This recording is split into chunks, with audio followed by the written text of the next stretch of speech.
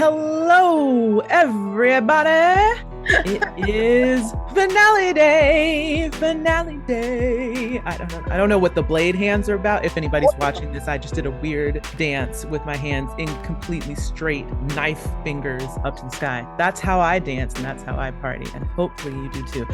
Welcome back, you guys. This is the You Are a Severed podcast with your hosts, Rodnesha Green and Kali Thomas. Hello, Kali. How are you today? I'm great. Good. We hope everybody out there is feeling good as well. You guys, we have made it.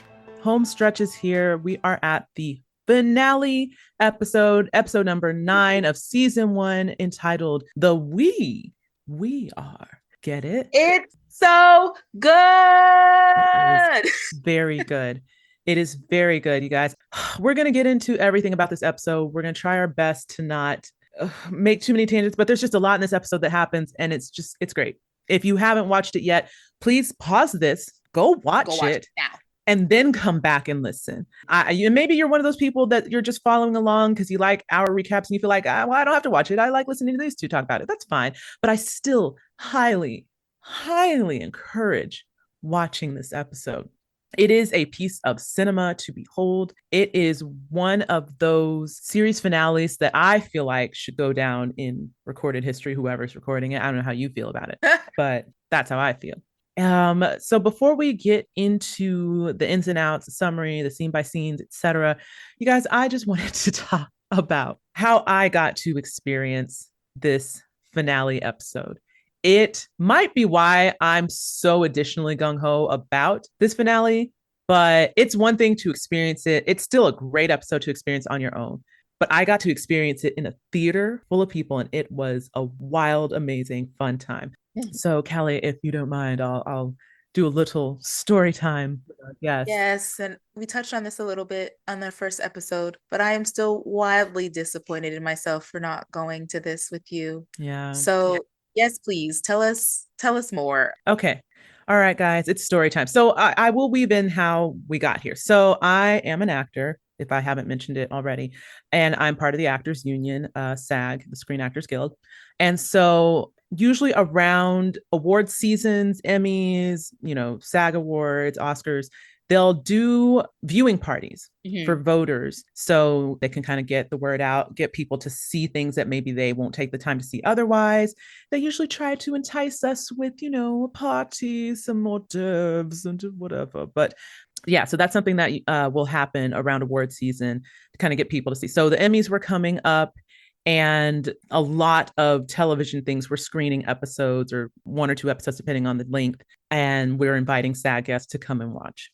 I, at work, I'm pretty sure I was heading into work, saw an email pop up for the screening of the finale of Severance. And I was like, holy crap, I haven't had interest to go to any of these prior to this, but I definitely want to go to this one.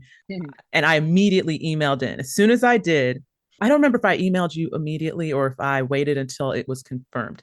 I think once it was confirmed, I got a response back that was like, how many you get. I think 1 guest you can bring with you. So they kind of confirm your availability for the time of blah, blah, blah. So I responded back and I was like, me plus a guest. And then a few hours later, they responded back and were like, okay, you're good to go. So I was like, Kali, I've got tickets to see the finale. It's tonight or whenever. Was it tomorrow? I don't remember how much leeway. I would think it was like that day. It was a few days ahead because I remember I had. Oh, you had time to ask somebody else. Yes. So at least a day or 2 ahead. And I gave you first right of refusal because this is the only person I've talked to about the show who was as excited about it as me. Yep. And unfortunately, well, Kali, you can tell your side. Yeah, I had just taken a bunch of time off. So I was like, I just got back to work this week. I can't cancel something because it was just too early. My stupid job works late, because what ended up happening is I watched the finale at home and I maybe started it 20 minutes later than Rodnesha was watching. Literally texting her like, I should have just ended work early. Oh man, I wish you were there. So because Kali couldn't make it, I was like, okay, well, I've got this extra ticket. Does anybody else want to go? And I think I asked 2 other people. One of them, I think I asked either at the same time as you or no. I don't remember how it happened, but I posted to be like, is anyone interested in Severance? I have a ticket to see the screening of the finale. Who wants to go? One of my acting friends, Angela, responded and she was very excited. And she was like, I don't know if the ticket's gone, but I would love to attend if there's still an opportunity. And I think I finally heard back from you where you were like, yeah, I'm definitely not going to try. And then I think I heard from the other person I asked next, and they were like, yeah, I can't make it. So then I let Angela know. I was like, okay, ticket's yours if you want it. And it was the day of. So she was like, bet, and made it work with her job. I think we both came straight from work. She like had some spare clothes in the car that she changed into. And so we go. So we go to the Television Academy to watch the screening, and they have made this like a full on red carpet. And I find out later that the reason why they made it such a big to do is because they never got to have a formal official premiere party for the season because the season aired during COVID.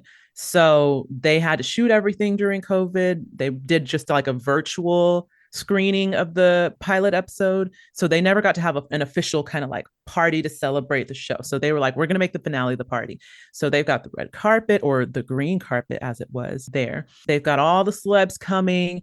And then we were pretty close to where all that was happening. So I'm like staring dead in the face at Ben Stiller, Britt Lauer, Tramell Tillman, Adam Scott was not there. He actually was filming something else and was in Costa Rica. And then apparently he got COVID and then got stuck in Costa Rica. So he had to video conference in when they got to the stage. But I was looking for Adam Scott, never saw him. Saw Patricia Arquette. Like I'm looking at all these folks and I'm just like, oh, these guys are amazing.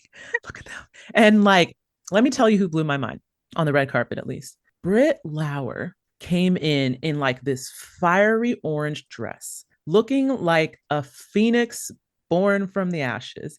And my friend and I were just like, my God, she's gorgeous. And that dress is gorgeous. And everything about this, I'm loving, co-signing for it, want it, adore it.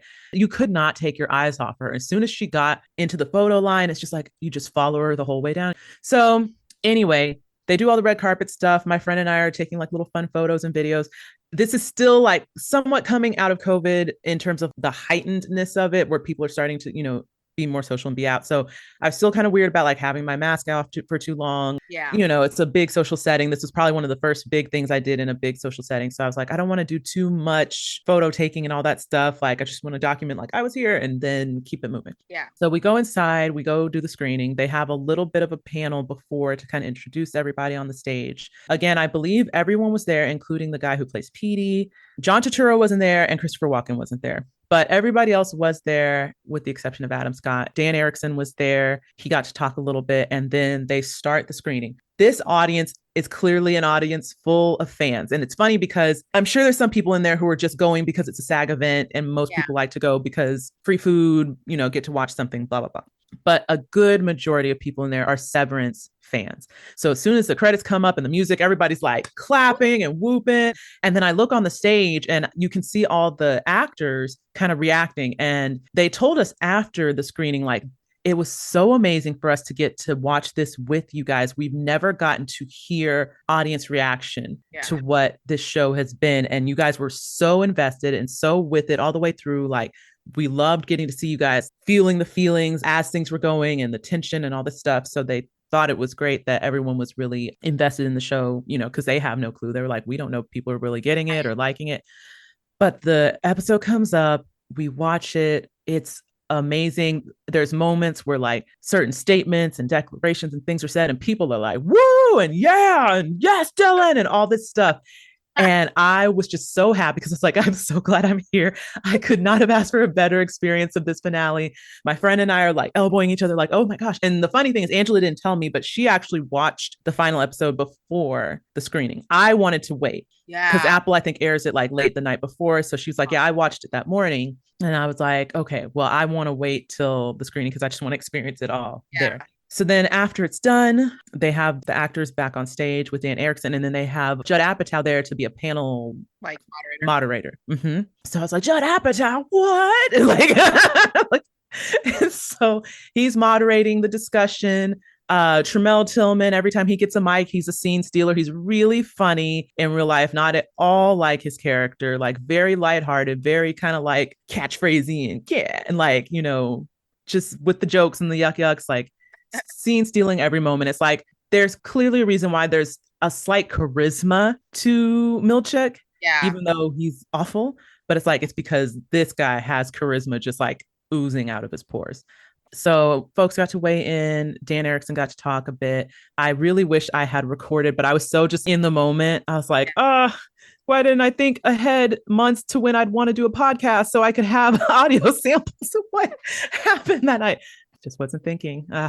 So once that's done, I knew that they'd have a reception, but again, because we're still in an iffy time with COVID, I didn't know to what degree. And I've worked catering before for events like this. And Uh-huh. so I thought maybe they'll just have like some light hors d'oeuvres or like pre-made boxes that they give out to people, and then folks just kind of can stay if they want or usher their way out. Oh no, they had a full-on party. They had a DJ. Everything was open. They had like the full-on catering where people are coming around with trays and this and that. Food was delicious, open bar. And then on top of that, the actors and director and writer are actually out mingling with us. Now, I've worked these events before, like I said, doing catering, and a lot of times they just have a VIP section set Right. apart for the actors and cast and crew to be in, to have their own little thing going on and not be bothered. These guys were like, no, we want to be with our fans.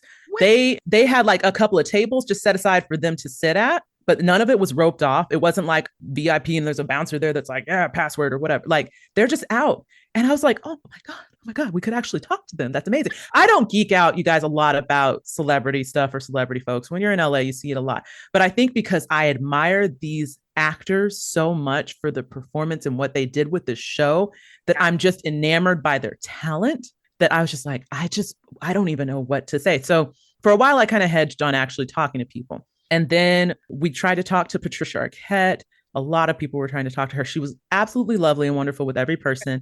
Everyone that came out wanted a selfie, or sometimes she'd even suggested, like, let's take a selfie. And so it's my Patricia Arquette. And so she would do that, take photos with people, super smiley, very sweet, giving people hugs. And the line was so long and people were talking so much that I was like, well, I don't want to spend all my time just waiting on one person. So I was like, well, let's see who else. And so Ben Stiller was kind of hovering around. I was going to ask Dan Erickson some questions, but I lost track of him in the throngs of people. And then I saw Tremel Tillman. So I was like, So I waited. There was a couple people in front of me and then came up to him and he's just like, hello. And I was just like, you are so good as Milkshake. And I was just like, I'm just losing my words. So but I was like, I said something. I feel like it's nonsense now, and I kind of hate myself. But I was just like, as a fellow Black actor who hasn't seen representation the way it was just nice to see. And I don't know what I said. Something about Black actors and diverse. I don't know what I said. I really don't. I was like, I'm just trying to relate to you somehow. You're Black, I'm Black, and we're actors, and so but I think I was talking about like seeing it in like the sci-fi Right. medium, and just the layered complexity to his character. Like I could see all the ways that he was like internalizing things and his wheels were turning about things. And he's like, thank you. I'm glad. Thank you for saying that. That's really nice that you could, see the internal life and blah, blah, blah. So he was very nice.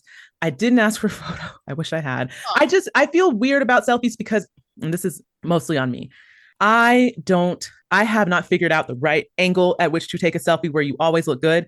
And so I feel like some people have it, like they instantly get their phone up at the right position and then like have the face and are with the person and the photo looks cute. I feel like anytime I try to do that, I look crazy and then the person next to me looks great. And then I'm like, I don't want to share this with anybody because I look crazy. And I don't want to bother someone because it's like, if it were a friend, I'd be like, can we take No, this we're again? doing that again. Yeah. Right. But with like someone who's busy and famous and it's like, I don't want to waste your time taking like 50 selfies to make sure I look okay and whatever. So I didn't ask for a photo, but he talked with me for a little bit and it was very nice and he was very lovely. I talked to Britt Lauer. I told her absolutely what I just said to you guys, that her dress was fire, literal fire. And I said that. I was like, your dress is literal fire. And she's like, oh my God, thank you. That's so nice. And I was like, I'm like snapping at her. And then I was like, oh God, I'm Black stereotyping myself. Like, I was like, stop doing this. Stop doing these things. And so, but I was just like, girl, like you are wearing that dress, blah, blah, blah. And she looked very like, oh my God, that's really nice. That's so wow. I applauded her on her performance as Helly. I was like, I look forward to seeing you in season 2. You're such a enigmatic presence within the ensemble. And she's just like, oh my that's so nice of you. And she might have said that to like 50,000 people, but in that moment, I was just like, thank you. So I don't know that there's much else to say. Did I talk to anyone else that night? I thought you mentioned no, you didn't get to talk to. Oh, I did talk to Zach Cherry. Okay, that's what I I thought. think I did say something to Zach Cherry as well, but I could tell that he's a little more reserved and standoffish. So it wasn't like a long drawn out thing. I Okay. mostly was just like, I've been a fan of your work for a bit now. I've seen you in so many things. I'm glad to see you getting the shine time you deserve with this show. And he's just like, thanks. And I was like, okay, that's all I need to say. Like I was like, oh, reading the room, got it. Not much of a talker, don't need to, got it. So it didn't seem like he was trying to mingle too much. And Okay. I gathered that he maybe just is a little more introverted, Yeah. or maybe he just wasn't feeling it that night. Who knows? But yeah, so those were the three that I got to directly talk with. I wish I gotten to talk with Patricia Arquette, but she was, the highlight of the evening next to Ben Stiller. And I think Ben Stiller eventually tucked himself away in the corner of their little table section to be like, oh gosh, A lot. too many It's a people. lot. But he was talking with folks and he was being very sociable too. And he seemed very, put together, Silver Fox-esque, like I've hit that stride in my life. And now I'm kind of like toot my own horn, toot toot. And that was pretty much it. We ate, we listened to music, we got merch. And that's how I got my lovely little MDR tag as well as my finger trap. And there was like a commemorative weird severance photo that's like bifurcated. And that was that. It was a lovely night. I went home and I was super thrilled. And I think I went home that night, watched the episode again, and then went to sleep. Right. There you have it. That was the finale premiere party. It was wonderful. Meanwhile, I was just at home screaming at my television because it is a very good episode. Even though I didn't get to go there in person, You were screaming in but spirit along with the rest of yeah, us. I was like, oh my gosh, this episode is so intense.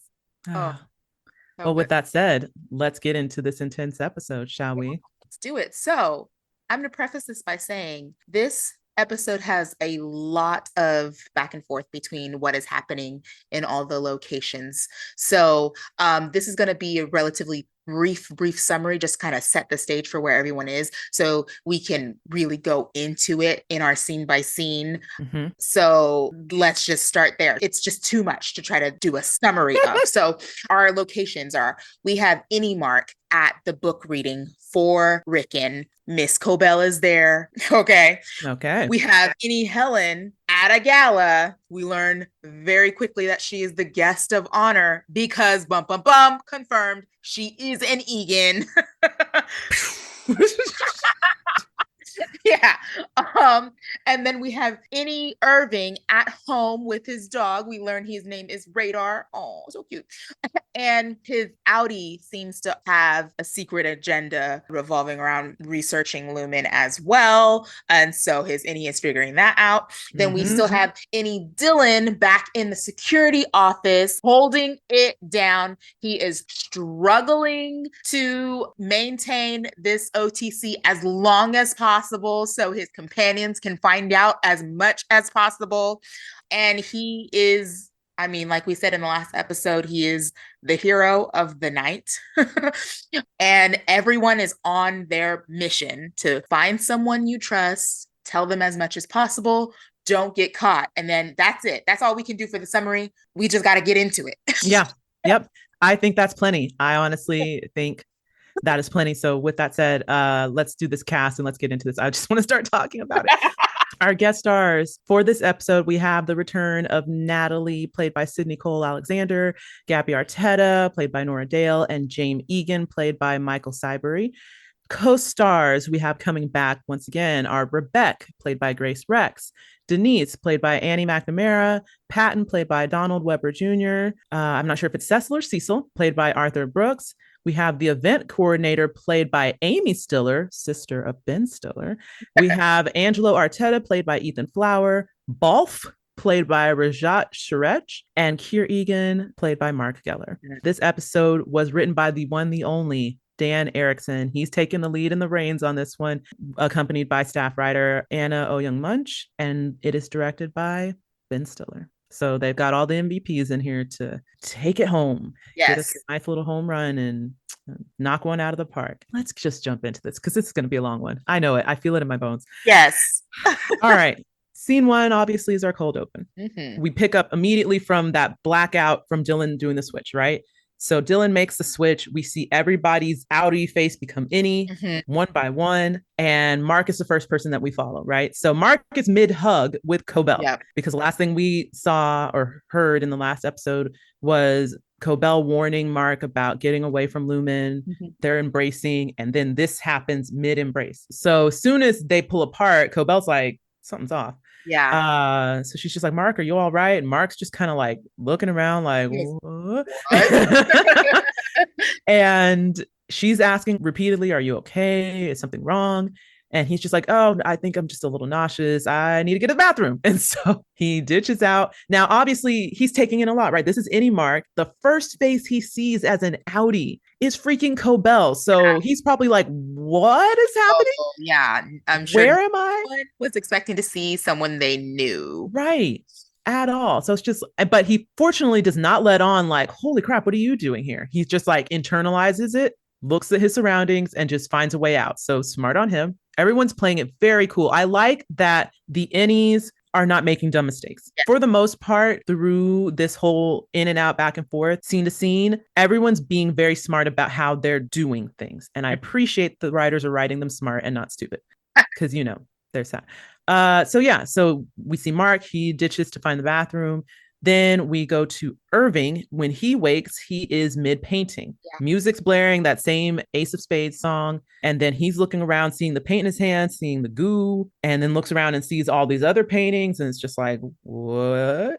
Yep. And then we get to Helly. Helly wakes up and she's in the middle of this big gala. She's dressed to the nines. She's talking with Natalie. And I was wondering this. None of the MDR team have seen or experienced Natalie, right? Anytime we've seen her, she's only been with Cobell. Yeah, that's what I was saying is I was like, oh man, she has no reason to recognize Natalie. And that sucks. Yeah, I wish that had been the case, but I was like, nah, they never got to meet Natalie.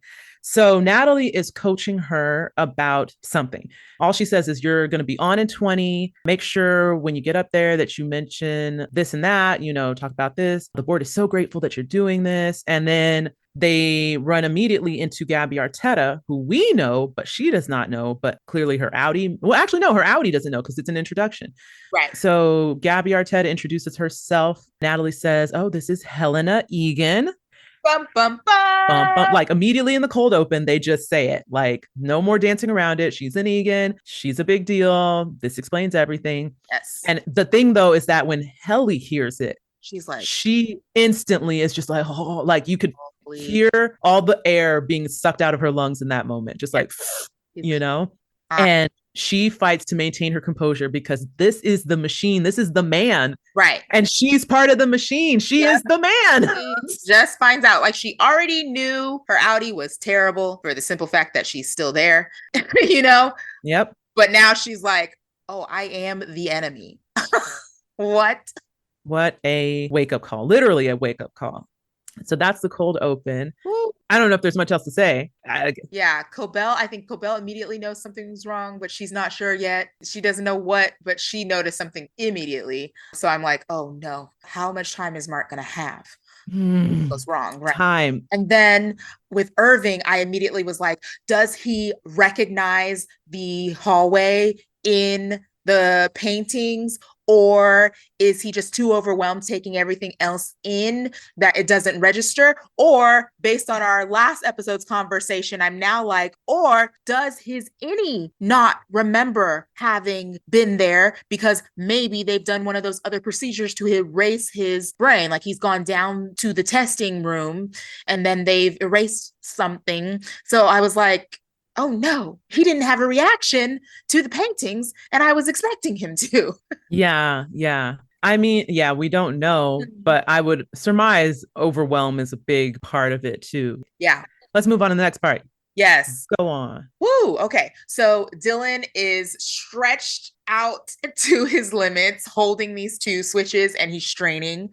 And then we get to Mark. He makes it to the bathroom. He almost doesn't at first because he doesn't know where he's going. And then He doesn't know where the bathroom about is. Mark, I think it's that way, which he should know because it is his sister's house. He does not know. So that is a, first clue to Cobell that something is wrong.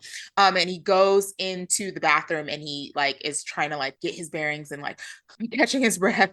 And then we hear his sister Devin outside being like, hello, are you in there? And so because she calls his name, he opens the door and goes out. He doesn't know who he's talking to, right? And Devin is warning him about Rebecca, who good old Rebecca. Previous episode, when Outie Mark arrives at the party, Rickon is like, did you bring your book to follow along in the reading? And of course, Mark doesn't care about this, so he didn't bring this book. So Rebecca is the person who's going to share his book. And so Devin's holding the baby and saying like, Rebecca has funky breath or whatever. I don't remember what I don't remember what she said either, but something about a smell for sure. Yeah, she makes chewing sounds even though she's not chewing anything. And then Mark looks down at the baby and you can see he's already learned that context. Remember, he knows that Dylan has a kid. Mm-hmm. Like immediately his eyes kind of widen at the baby like, is this mine? And he goes, so how's our baby doing? Who is our baby? I love that line. There's so many good one-liners in here, you guys. Just gonna sidebar that anyway. Devin kind of just side eyes him and is like, I hope you mean that in the like it takes a village sense. And so she just like, she's remembering that Outie Mark has said, I have something important to tell you. And she lets Mark know, okay, I'm gonna have your talk, but I need to pump first. And she leaves. So Mark is still like left standing there like, okay, so that's not my kid, but who is that? And also we need to talk about something right? Like something important, right? Because she said like life-changing talk, right? Mm-hmm. The Hauser baby is just, it's hilarious. But again, like you said, it's a smart way to figure out some information without being too weird. Right. He phrases it in a way that's like not overtly like, oh, like my child or whatever. Yeah. Like he asks a smart question that could be interpreted different ways if needed. Yeah. I appreciate that they're having these people use their brains. Yes. Basically. For sure. So then we cut back to Irving at his apartment and he puts down the paint materials. He hears the dog and he goes over and looks at his name tag and it says Radar. And he loves the sound of radar. Yeah. That is something remembered from wellness, which is funny because it's like, oh, you mean this whole time it meant radar a dog, not like actual like radar sonar. Like, oh, your old doggy.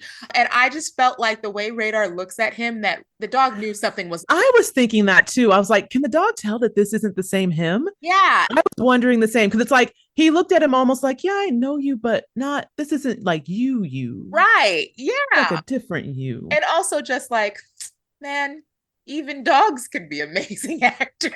Right, you're right. It's a good point. How do you get a dog to give a look? Like emote. Right? Like, all right, Radar, I need you to look at John. And I know you've seen John a bunch of times, but this time it's different. I need you to give me that. Can you give me that? Okay, good boy. Right? Crazy. So he's making his realizations about the dog, right?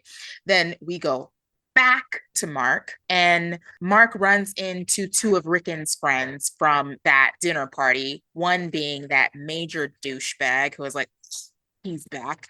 I think it's Denise and Patton. It took me a second to remember which of Rickon's friends are which, but yeah. Yeah, Patton for sure is the guy who had the World War II. The Great War? Right. So good. Oh, they didn't call it World War One. Blah, blah, blah. Patton. Gosh. By the by, he gets douchier and douchier every scene. It's terrible. By the end of this episode, you're just gonna hate him. So they approach him and Patton's like, we want your opinion on this. And Denise is like, don't put me in this. I don't think this is appropriate, kind of thing. And Patton is asking if Mark thinks it's appropriate for Devin to reveal the baby at the party, or should she wait until after, like kind of like she's stealing Rickon's thunder. Mm-hmm. And so Mark puts it together and is like, oh, the one with the Devin, my sister. baby is my sister. And Denise is like, yeah, right, it's his sister. Yeah. Yeah. And then Mark is like not catching what's going on, and he just Oh like, gosh. okay, And he just moves on. moves on, and they're like, oh my god, that was so awkward. But yeah, how pretentious to be like, why would you even bring that up to him? Like, what can he do? Like, what? So dumb. Oh gosh. So dumb. Hatton. Ugh, almost as bad, if not worse than Rickon. Yeah. I just love going back to again these moments. People are kind of like trying to feel out their surroundings. Yeah. The tension that's balanced through this episode, the tension with time, Yeah. is what keeps you so invested, because you're like, at what point are they going to get caught? Yeah. At what point are they going to slip up? Who's going to be the one to do it? And like how? And so there's all these little near misses where it's just like, whew, okay, we got past that hurdle. Right. And now he's found out one more piece of information. Is that going to be enough to like balance the scales? And the whole episode is like that. Whole freaking episode. Okay, carry on. Yeah, no, it is. And it's a mess. So then here comes Rebecca to say, hey Mark, I'm sharing my book with you. And she's like, I have small eyes, so I have to be close. My bird attacked my head, so you might see some wounds. Like weird shit, just like another weird friend of Rickon's that you're just like, gosh, he just surrounds himself with the strangest people. When she said you might see some sores in the back of my head, they're from my birds, I just was like, what? I have so many questions. What kind of birds are these? Are they feeding off of you? Why are they pecking you in the head? Are these geese? Like I just, your birds not like you. Right. Oh my gosh. And are they flying around free? Too many questions. Yeah. Oh my gosh. It just does not make sense. But Mark is like, still trying to figure out, now that he knows that Devin is his sister, he's like, okay, yeah, cool, Rebecca. Anyway, and tries to find Devin again, is still trying to figure out if Devin is his trusted person that he's trying to find so that he can talk to her. And then Rickon sounds the bell to call the group together for the reading. And that's where we cut off. Yes. So that's those two. And then we swing over. Anything else we want to say? Yeah, I was going to say, is there anything else? No. I think we got it. Yeah. So then we swing over to like Herb and Ellie. It's kind of going back and forth between these two now. So we're at Irv, where he's, where we left off with him. He's assessing his space. He's looking at his surroundings. We notice as he looks around that there's medals on his desk and in a shadow box on the wall. That's pretty much all we get in that moment, but it's already enough to be like, okay, wait, medals. Like, yeah, it's like either he's an athlete or they're like a veteran of some sort, something. Pins, yeah, like lapel pins too. Yeah, and then it's like other things are starting to make sense. Then we swing over to Helly. She's still talking with Gabby. Gabby's telling her that she just had her third baby, but she wished she had stopped it too, and looks so annoyed by it. Then Angelo Arteta comes up and starts talking to the group. He's talking to Gabby and he's like, you're late. And she's like, she couldn't find the bottle. And I instantly was like, oh my God, she's using her severed self to be the nanny too. I think 100%. I didn't even when she said she couldn't find the bottle, I think she meant her Innie couldn't find the bottle. Yeah, I didn't even think about that. I kind of was like, I paused for a second because I thought it was a weird phrase and I didn't understand it, but I didn't think about that. Yeah. It's her Innie. Holy I'm 100%. Yeah. And I was like, okay, I wonder if they keep the Innie.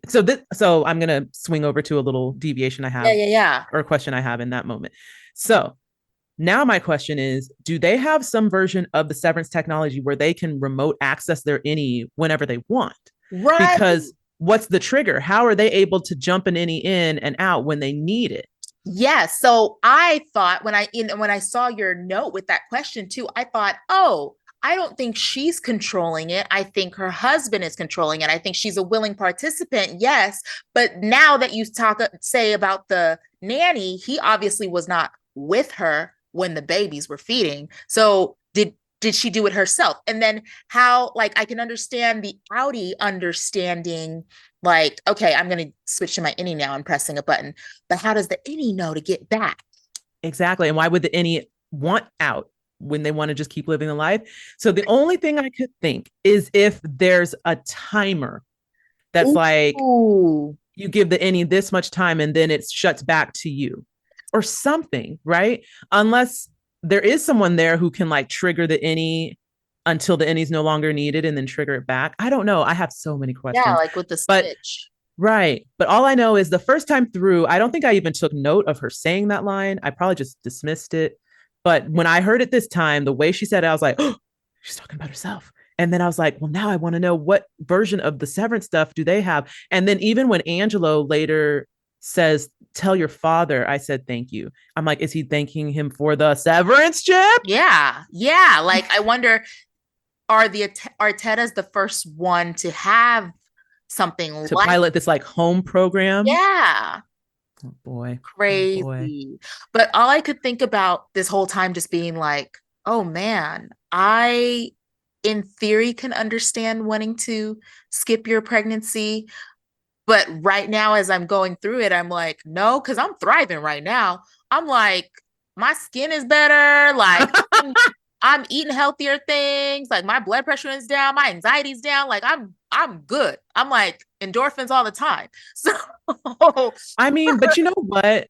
Gabby Arteta strikes me as one of those women who want to be like the wife and mother in theory, but yeah, not in practice. yeah. So she likes the look of being like Susie Homemaker, but not the practicalities. Yeah, but it makes me wonder if they did Severance every single time and she was just immediately like, I want to do Severance for this, or if she tried to handle it for her first pregnancy and couldn't. I think it's a mix of the two. Part of me wonders if it's one of those again, like not trophy wife situation, but like the kind of match made political figures where it's Yeah. like we've been matched and we're going to do this, for political gain, this marriage, blah House of blah. Cards. She strikes me as one of those people who were like, I don't want kids. And he's like, well, we have to have kids because we have to be model citizens to our constituents. And she was like, the only way I'm having a baby if I don't know I have a baby. And he was like, deal. Like, I can make that done. happen. I got you, boo. So I feel like it's one of those things where she's just like, I'll have kids if I don't have to deal with it. And so, and the funny thing is, the next line she says to Helly after Angela's talking to her is she's talking about having the three kids. And then she's like, couldn't have done it without a little help. Mhm. So again, that kind of backed up that line of like, Yeah, okay, so they're using her for childcare and for bringing the yeah. babies into the world. And there's a little moment where Helly is like she immediately thinks that line has something to do with Yep. this, right? She's like, holy Yep. shit, this is bigger than I thought it was. Yep. And so then we head back to Irving. He is going into his closet now. First thing I clocked is like, again, everything is in its place in the closet, like Yeah. storage bins and they're labeled. I immediately noticed the starch in his closet and I was like, oh, he's definitely military. Yeah. It's the only folks that be starching their pants. And even the way they're hung with the crease. Yes. And I was like, oh, I know that. My dad was part of a military family. So he's going into the closet. He finds a metal chest. He rolls it out. Mhm. And then we go back to Helly. And this is where Angelo's kind of having his turn talking with her. This is where he says that he just, thanks Helly for these photos and that this is definitely going to change people's minds and get the word out. He was like, I already knew how I was going to vote Mhm. in terms of severance, but I think this is really going to get people to, see things our way or whatever. And gives her this whole spiel about what she's doing.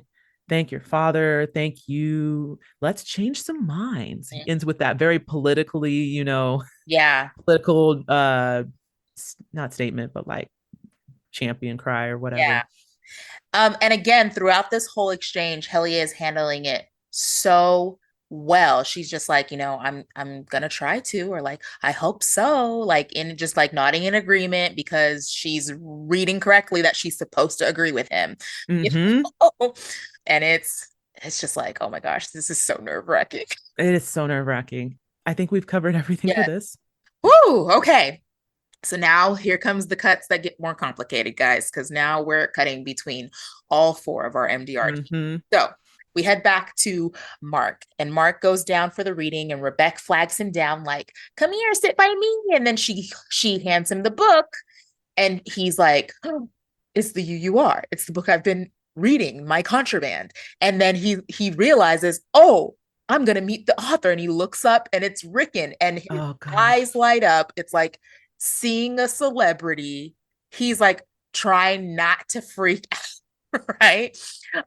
And then Rickon dedicates the reading because family is so important and a cornerstone and blah, blah, blah to my firstborn daughter, Eleanor, who's right here. And Devin is standing with Eleanor. Then Mark makes another connection. He's like, "Oh, he's my He's my brother." And it's brother-in-law. like, suddenly makes sense why this book was addressed to me, you know? Like, oh, this person, this author knows me. Okay, got it. Mm-hmm. So Mark's in awe, and Rickon starts the reading, and then here comes nosy Miss Selvig slash Miss Cobell sitting behind, like, "Hey, Mark, can I?" Literally creeps up on him. He's like, she's like, "I can crane." And she's like literally breathing down his neck to also look at the book. Mark's just like, "Oh yeah," because he still hasn't figured out why the heck Miss Cobell is there, but he also is like, "Rickon, oh my gosh, this is the person who's been speaking to me through his book for so long. Maybe he's the one I can tell these my truths to, you know?" It's wild. Mm-hmm. So as Rickon is reading the quote, we go back to Helly as the Artetas are leaving their conversation, and Helly sees that she is the focal point of this whole gala, and she starts to see the photos, and there's like huge revolving photo walls of all the photos that Milchek has been taking of her time there, and we see Helly R, a severed story, and then we see pictures of not just MDR team, but of like her first day too, like leading into it's wild. We get a flash of Dylan. Just as a reminder, Dylan's still He's out still down, struggling holding. he's still strung up like Jesus, y'all. Just like just so you know, they do that all throughout. I love it. It's like he's still there, guys. Yeah, it's like Still we just there. need you to not forget how troubling this is. And we really, I don't know, correct me if I'm wrong, but I don't think we ever get a full picture of how much time has passed in this. We No, just know he is shaking. He is no. shaking. The only thing I think in terms of time, and it's only because of that quote from the last episode, Mhm. I feel like maybe it's all happening within an hour. Okay.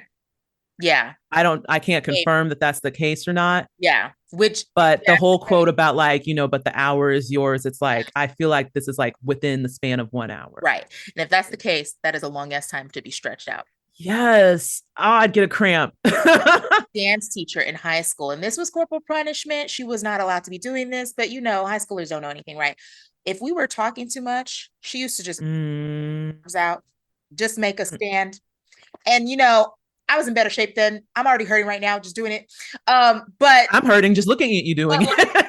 for an hour, like sometimes we would do that shit for like 30 minutes, and that was insane. Yeah, she was terrible. Anyway, so then we cut back to Irv, who is opening up the chest. And it's interesting too, because it has a lock on it, right? And then he's looking around like, oh, where could this be? And it's in his pocket. So this is something very near and dear to his Audi if he's keeping that key always on his person. Mm-hmm. So he opens it up and he finds a Navy suit, and there's a picture of his father on it, just lying on top. And he starts to go through it, and it cuts to something else before we see what else is in The chest. but he takes a moment. There's a beat of him looking at his father's picture, and he turns it over. It says dad. And then John Turturro, he makes this face, and he's done it a couple times. The other time that stands out to me is when he's walking back to MDR after Bert's retirement. Mm-hmm. But he has this way of just slightly pulling his mouth in such a way that looks like when a baby is about to cry. It's so like you just see it in their face and you're like, Yeah. Oh my gosh. Yeah, he's a veteran for a reason. Like this man gets technique. He is employing all of the techniques he knows with his acting through this series. Yeah. So good. So now this section is just going to mostly be Mark. Okay. Yeah. So we're here with Mark. We go back to where he's still like staring in awe as Rickon is reading and he's finishing his chapter. There's a little bit of a tremor in his voice. Mm-hmm. He seems a bit like, summoning breath. It seems like he's been running the way he's reading it. And then he finishes and then calls for a recess. Let's take a 7-minute reflection break, as he calls it. And then they would move on to the next segment of the book. And then he says, prepare the neti pot. And I die. So you can tell that Mark wants to try to get straight to Rickon, but then of course Miss Selvig starts talking to him, and he's just like, yeah, uh-huh. So then he finally is like, oh, if you could just excuse me, Mrs. Selvig, I'm so sorry. And she's just like, okay. And then he beelines to the outside to find Rickon. And he's on the deck, and he's clearly like kind of mentally beating himself up about this reading. And then Mark shows up. Now we know Outie Mark and Innie Mark, very different relationships to Rickon. Yes. So as soon as Mark comes out there and starts talking to Rickon, he's like, I don't know why I have that shake in my voice. And I know it's stupid and da-da-da-da, and I just should just kill myself. And what am I saying? I don't even know what I'm saying about this and that. And like something like, I'm like a hamburger waiter. And then he's like, hamburger waiter. Why don't I even open my mouth? Like, my dumb mouth. Why? And so he's completely beating himself up. And Innie Mark has no frame of reference for this. He's just like, I thought it was brilliant. He's like, oh, Mark, you don't have to tease or whatever. And he's like, no, I think it's wonderful and blah, blah, blah. And so like, obviously the thing is that Rickon doesn't realize it's a different person. So this guy is like completely enamored, but Rickon's so used to, I think, Mark's like sarcasm and like his wryness that he's expecting him to say something caustic, and he's just trying to beat him to the punch with it. Yeah. And he thinks he's mocking him. He is even surprised to hear that Mark has read the book. He's like, you haven't even read this. Come on, you don't read these books, kind of thing. So Innie Mark is just telling him how great he thinks he is, and he loves the book. He read the book, and you just see this kind of change come over Rickon's face. And then Rickon starts feeling bad and starts saying to Mark, like, I know that I've belittled you in the past for being severed, and and that wasn't right of me to do. And I should have had more grace for your situation. Then he starts talking about Gemma, and I know it was hard for you with her passing, and you had to find your way, and this, that, and the other. And I was just looking at photos of the two of you with me and Devin, and from our hikes that we used to take, and all these things. And of course, Mark's just taking all of this in because it's just like, I hike. I had a wife. She's dead. Like, yeah. And again, not letting any of this come out of his mouth, just like processing. So then he's in the middle of saying all that, and then he immediately asks to see the photo. That's right. So Rickon is about to take out the photo because he's like, I just found a photo of the four of us from the blah blah blah hike, and he was like, can I see it? And he's told him he's mentioned Gemma, but he hasn't said who Gemma is. But Mark is assuming she's someone of importance. Yeah. And then Balf comes and says, Balf. I said Rolf. The same diff. Is ready, and so that cuts it. And so, man, as a viewer, you're like, no. Right. The number of times people mention Gemma and he gets so close, and I'm like, yeah. So Balf alerts him to the readiness of his neti pot, and he says, Mark, please excuse me, I have to prepare, blah, blah, blah. So Mark heads back in, and he's trying to find Devin. Clearly, he's kind of on a mission now, not just to talk to her, but also to maybe find out about Gemma, who this person is. Yep. Selvig interjects again, starts grilling him about what happened during the hug. And Mark's just like, huh? And she's like, yeah, you got really tense before when we were hugging. What was that about, you wonder? And he's just like, I mean, I told you I wasn't feeling great. And she's like, well, yes, but you were very tense and anxious then, and you're very anxious now. And he clearly is like, I just need to get out of Dodge, lady. You're asking too many questions. So he tries to figure out a way once again to duck her again. He's like, I'm sorry, but I really need to find my sister. You understand? And she's just like, oh, of course. And he's like, okay, well, thanks, Miss Cobell, and takes off. And that's the moment that I was just like, ah. And what's funny is I remember watching this episode and I could feel it in my gut that I was like, if he says Cobell, he's going to say it. Doggone it, he's going to say it. And because she kept interjecting him too many times. Yeah. And I was just like, crap, crap, crap. Don't say it. Don't say it. And so as soon as, and right as he's leaving, he should have just not said anything. Oh, no. So soon as he says that, her face turns and she's just like, son of a, right. They are out.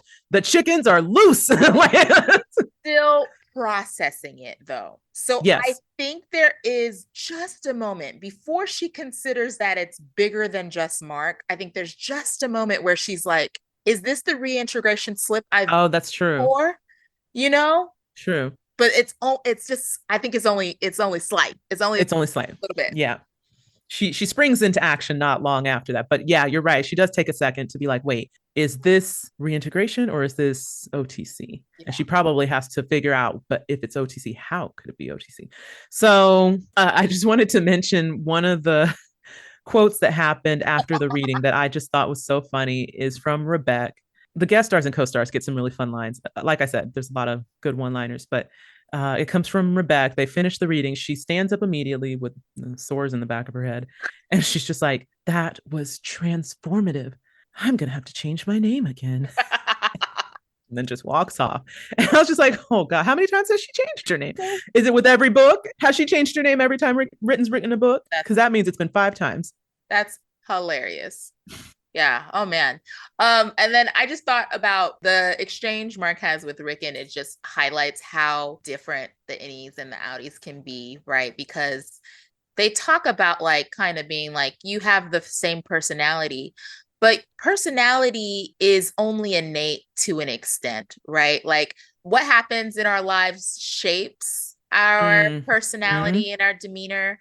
And like, there's temperaments that don't really change. Like temperaments show up, like babies have specific temperaments, you know what I mean? And you kind of just, but the personality traits are shaped by your experiences, right? So we know Mark has had all of these life experiences, outie Mark, leading up to meeting, you know, prior to meeting Rickon, that lead him to conclude that someone that behaves like Rickon is pretentious and doesn't know what they're talking about and all of that stuff. But Innie Mark is a baby.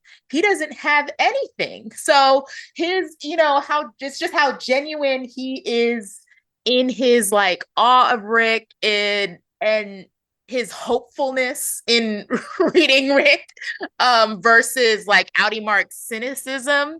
I was just like, oh man, they are so much more different than what they've tried to lead us to believe you would be. Yep. The severed people, that they're so different. They're so different. Well, I think too, in the world of Lumon and for the severed innies, like everything's very black and white. There's tempers and values. There's good and bad behavior. There's, you know, working. Well, there's really not working, but well, I guess there is. But if you're not working, that's bad. If you are working, that's good. You know, the people that are over you, that are the adults and are in charge, are kind of mean. Yeah. And don't have kind things to say and aren't very approachable and friendly. And the people that are underlings are. So it's just very polarizing. Everything's very black, white. Right. On either end of the spectrum. So when you get something that's a contrast to that, is like, wait, there's a guy who seems very smart, like a Kier, but is approachable and wants to talk to me and thinks I'm a good person and has nice things to say to me without me having done anything for them. Yeah. What is that? You know? And it's like, it's the perfect nature versus nurture experiment, right? Because they try to do like identical twins who happen to have been split at birth, right? You know, but this is literally one person, you know, with 2 different environments. Exactly. It's wild. Yeah. But it does shape you a ton. All right. What's next?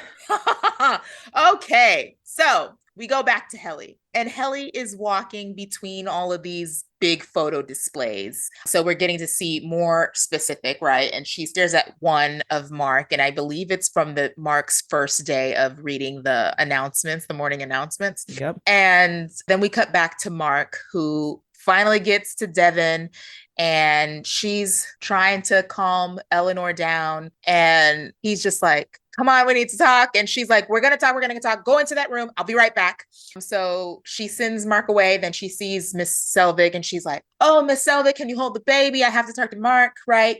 And then Mrs. Selvig is like, is Mark okay? And Devin's like, yeah, he's fine. I just need to talk to him. Can you, help with the baby, whatever. So Devin goes to Mark, closes the door, says, I'm all yours, okay? Then we get back to Helly, and Helly is now watching a recorded interview of Helena. And it is just, oh man. It is, oh man. I don't know if you have written the whole thing. I think we need to say it. Do you wanna read it? Sure. All right. And again, I highly advise, I cannot stress this enough, watching this, because you get the juxtaposition of not only hearing the statement, but seeing Annie Helly just taking in all of this. Like she's getting a history lesson, but she's also like lies, like just misinformation. Anyway, so this is what Helena says in her interview. She says, my name is Helena and I'm an Egan. So one of the things you learn growing up as an Egan is that the workers are our family.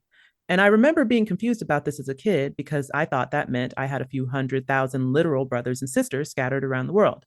But as I grew older, I learned that it's about shared ideals. My dad used to make me recite the 9 core principles before bed every night, which I can't say I always did happily. Sorry, Dad. But those are now the values that I share with everyone who works at Lumon. And that's what makes them my family. And I would never ask them to do anything that I'm not willing or excited to do myself. Look, my dad would love for me to sit here and say that I'm taking this job out of loyalty and that it was the spirit of Kier Egan calling me to service. But I took a severed job because it sounds freaking awesome. So no, I don't think severance divides us. I think it brings us together. Oh my God, what a crock of shit. Like, remember, guys, I don't know at what point she got interviewed for this, but this is the woman whose Innie tried to hang her. Right? This is a woman whose Innie threatened to cut off her fingers. Yeah, you want to hope that she did this interview first. Long before, I would hope. But something tells me, nah. Something tells me nah. And either way, yeah, she's still okayed it to be up there. So even if she did that before these incidents, right, those incidents happened before this gala, and she still said, "Yeah, put it up there." Yeah, I co-sign it. Yep, I still agree with this, even though my Annie tried to kill herself. And I'm gonna get up here and talk about this and lie to these people at a fundraiser that is clearly to fund for whatever political party is promoting severance, Mm-hmm. Mm-hmm. It is insane. It's crazy. And I don't know. And it's funny because this is, for all the outbursts we've seen with Helly, she's literally in the middle of this hailstorm.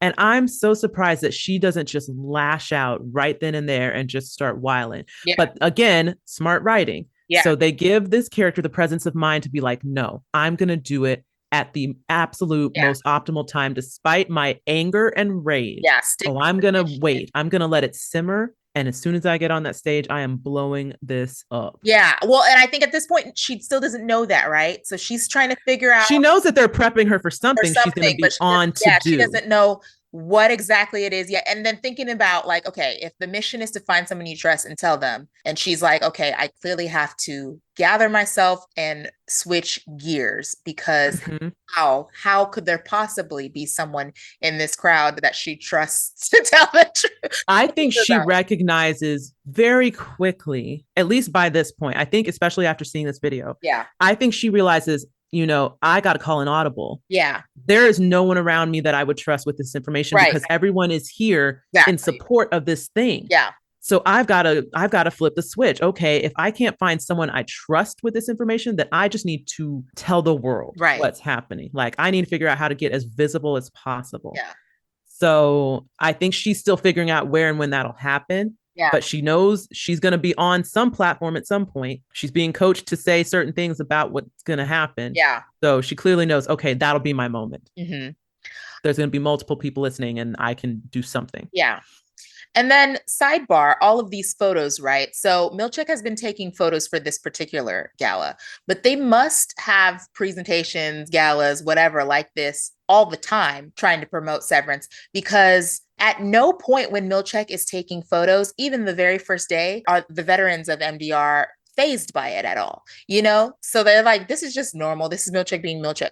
So like, I'm like, all this time I've been wondering, like, what is happening to all these photos? Where are these going? They're all promo for Severance. True. Wild. Oh, one other thing I wanted to mention I thought was interesting is this is a wardrobe thing. Yes. The color of Helly's dress is blue and green trim Mm-hmm. on this very lovely formal gown. And these are the colors of apparently the original chip, Yes. which we'll find that out later. And Um, of also, the badges, right? also of the badges between MDR and O&D. Mm-hmm. I don't know if there's other colors in there because we haven't seen any other departments, but we know that O&D has green badges and MDR has blue badges, and that's all we've seen so far. Yeah. So I just found that interesting. I was like, what is with this color, the blue and green? And plus, we see it throughout the office in terms of color scheme too. So yeah, I'm just like, what's with this blue and green? right. But I thought that was a good way to show her indoctrination as Helena. Like, I am bought in. Right. This is happening. Yeah.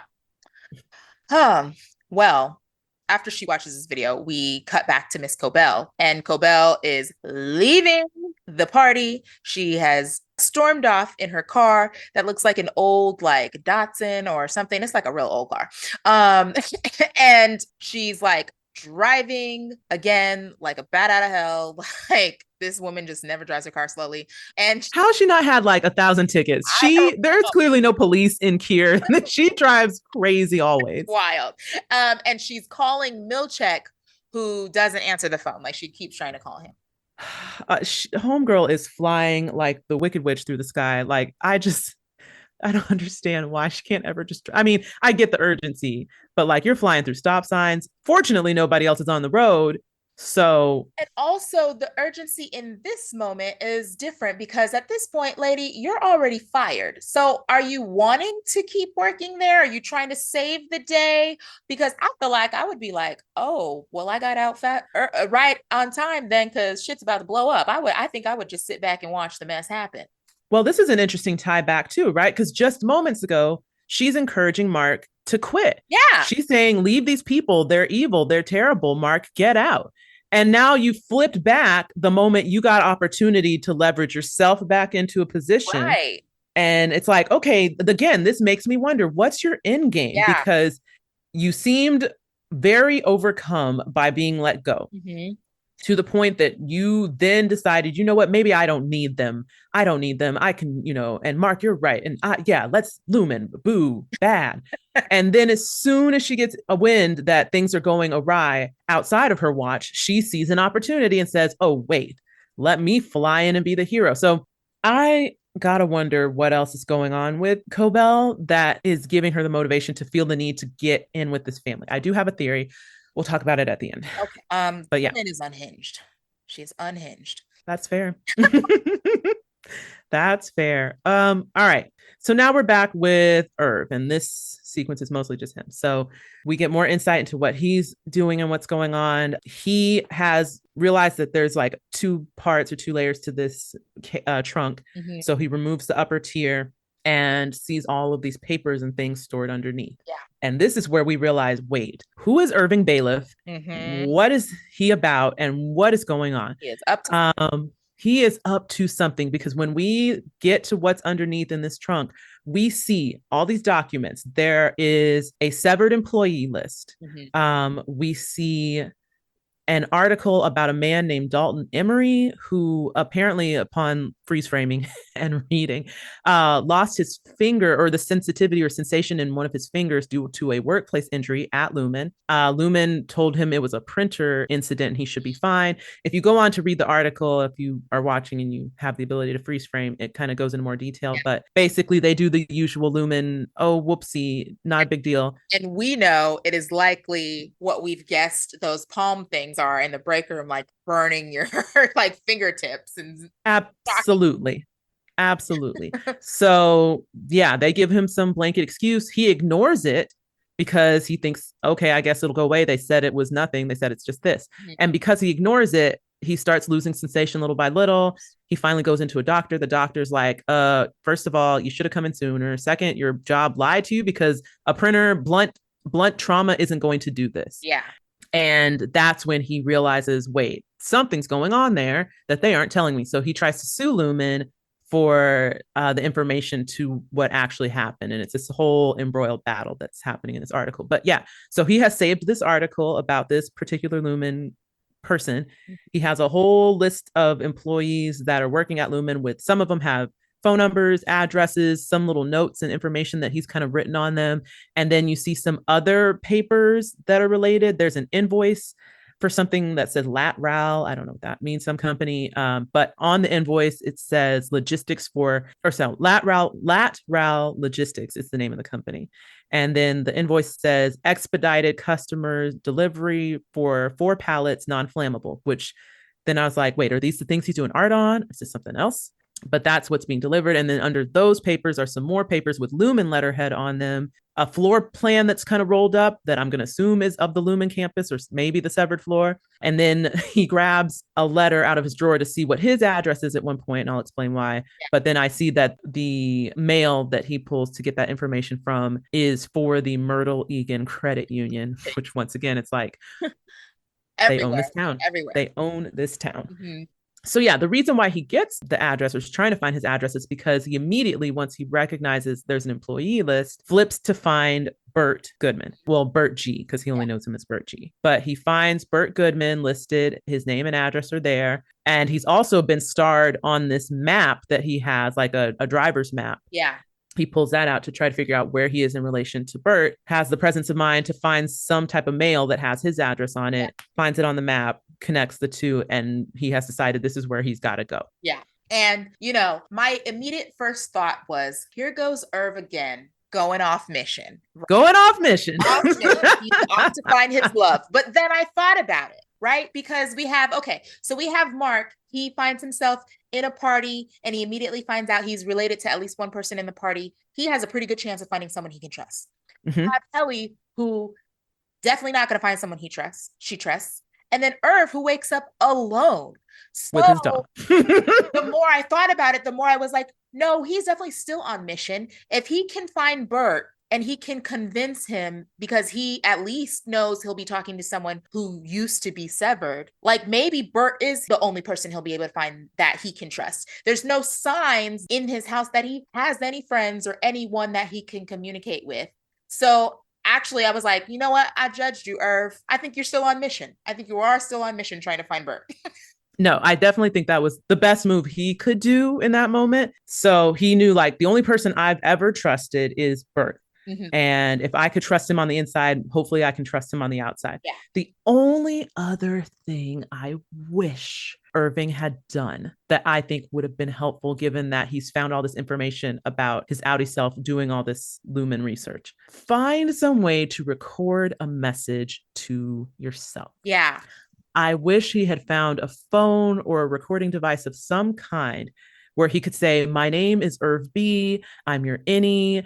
This is what's happening at Lumen. We're all in trouble. My friends, if you can find them on the outside, are Mark S, Helly R, and Dylan G. Please try to warn them. The end. But I thought the same thing, but I was just like, write a note, leave a note. That too. That could have worked too. Yeah. But again, they're working against the clock that they don't know the end time for. True. Yep. So anyway, he does the mapping and I guess is setting out to find Bert. Sidebar, I did look up the addresses just because I was just like, I mean, it doesn't really help because PE is clearly a fictional place. I did do some research and people are wondering if PE is some intersection between Pennsylvania and Delaware. Kier has bought land for, and that they've kind of have their own little nation state in between, because people were like, what is PE? But they were like, the addresses, I guess a lot of these zip codes and things are all lining up to parts of New Jersey. And it's in this in-between hybrid space between New Jersey, Delaware, and Pennsylvania.